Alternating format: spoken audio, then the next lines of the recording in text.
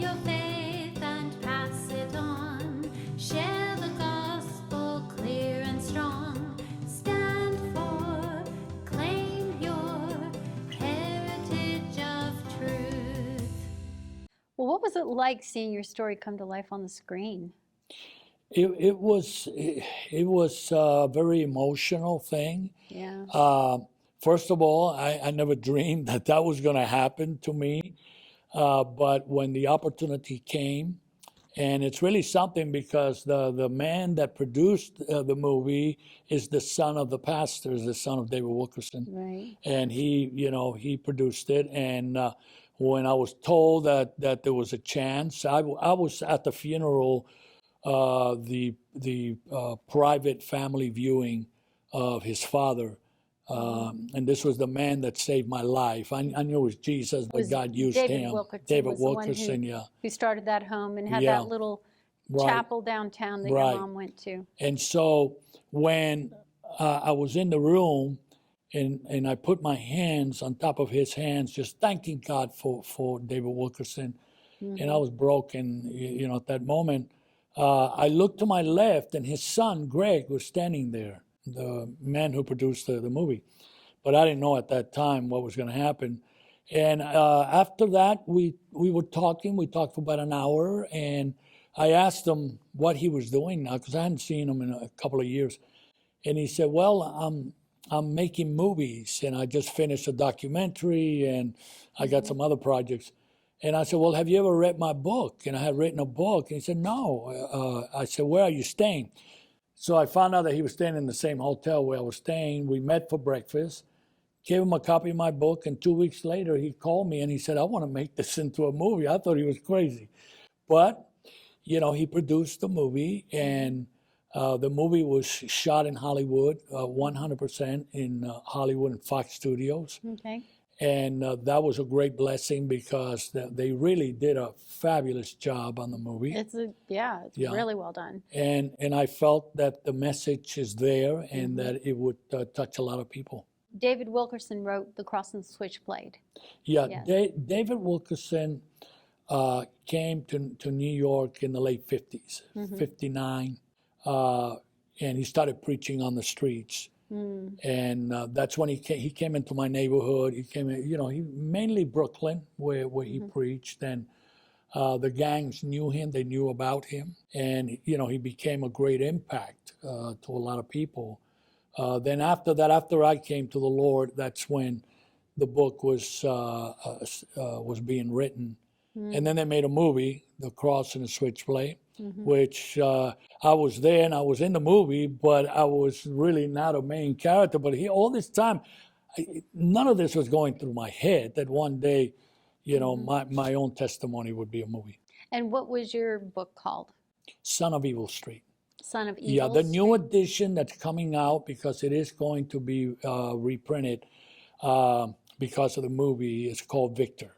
With the movie and the new edition of your book coming out, what do you hope people will take away from your story? My greatest prayer is that they will find hope, that no matter what they're going through, whether it's an addiction, whether it's a marriage problem, whether it's sickness or whatever, that there's always hope. And especially loved ones that are addicted, because today we have a grievous opiate problem in this country. Yeah. And, over 50,000 lives are lost every year because of the opiate problem. So my message in this movie, and it's already touching lives where we're seeing people respond. And my prayer is that worldwide, that it will bring hope, that, the problem is the same problem that I had when I was back there as a young man. But it's the same problem today. And it's the same answer. The answer that worked for me then works today, and that's Jesus Christ, who is the hope of glory. So this is the message that I pray that the movie will connect with people. Now, in the movie, there's a point where your character goes back and gets a girl out of a situation. Did that really happen? Yeah, she was my girl on the streets. I got her, but when I brought her to the center, after she accepted to stay in the center, she didn't stay. She ended up, going back. And unfortunately, she dies. And that was a hard thing. Yeah, I'll bet it was. Yeah, because this is what happens in that environment. Heroin is so powerful. It's a controlling factor. It's a controlling force. It will eat you up until it kills you, or you get set free from it. How easy is it to get hooked on heroin or something like that? It's very easy. All it takes is one shot. Just one shot will hook you.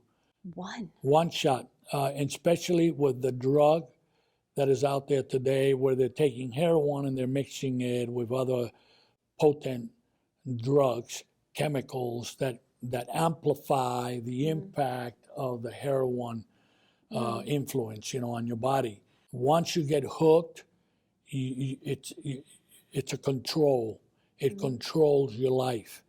And so it's not like you own yourself anymore. You become a puppet on strings. And drugs, the habit, the desire for it controls your life.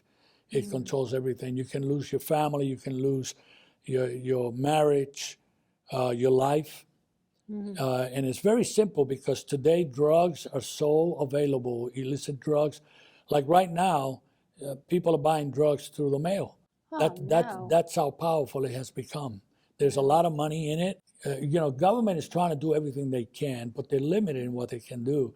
It's going to take the community, it's going to take the church, and mainly the church, to wake up, because there's not one church in America that is not being touched by this problem. I believe that pastors and churches need to wake up to the reality that we are losing this generation to a drug culture that's totally destroying us. Well, how can we prevent it?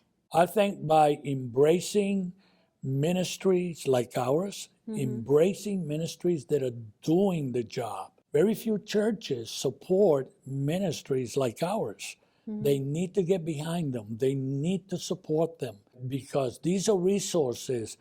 This is the resource of the kingdom for young people that are hurting. They need to get educated on all the preventive, because the most important part is prevention. So if you can prevent somebody from jumping off the cliff, you have saved a life. Right. And that's what prevention does, through information, education. So does your website have preventative type of information? Yes, we do. They can go to New Life for Youth and they can find all kinds of information. Okay. Yeah. Tell us about how you started your ministry, New Life for Youth. My wife Carmen and I, we had been traveling around the world. We preached in about 40 different countries, and also in the States. We would go from one city to another, and we got this invitation to Richmond, Virginia, to preach at this small congregation there, and a starting congregation. And we had plans. Actually, we had plans to settle in California and open up an office there of ministry and so forth. But the local pastor turned to me and he said, well, why don't you pray about making Richmond your home? And I said, no way. We got plans. But my wife turned to me and she said, you know what? We better pray about this. And so we prayed about it. We stayed in Richmond. And in 1971, we started taking kids off the street into our own home. And we outgrew that. We could only keep but so much. We had our own children then started to born. And we went out and rented a small home and we filled that up. Then we bought a big building. We filled that up. And then we bought a ranch. And today we house over 200 young men and young women that are receiving ministry.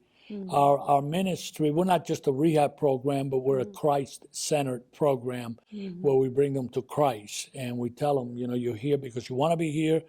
We believe that Christ is the cure. And so if you want to be here, we're here for you.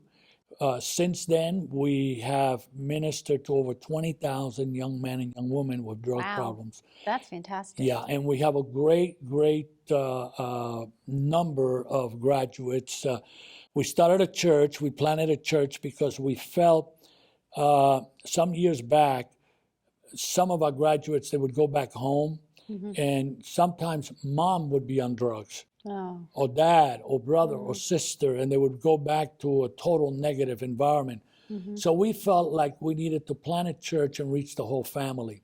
And we started this concept of having the center, but the church. And we felt that the church was the church, that the church represented the family, the community, and that they needed to learn church life. Yeah. And so we planted this church, and today our church, it runs over 1,000 people. We minister to people from all walks of life. My main leaders are all ex this, ex that, ex this. And so, but they make great leaders because they've been saved and discipled under our ministry. We have a powerful vocational training program that flows together with the whole ministry. We run a car wash, a professional car wash, where we train them to work in this industry. We also run new furniture stores, thrift stores. We have also construction.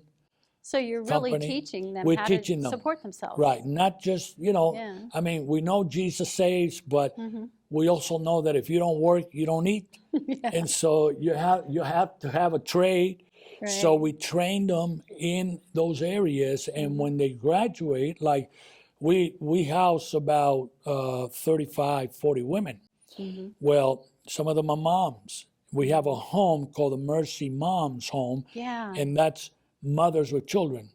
Well, they need to also become responsible for their children, Right. learn working habits and so forth.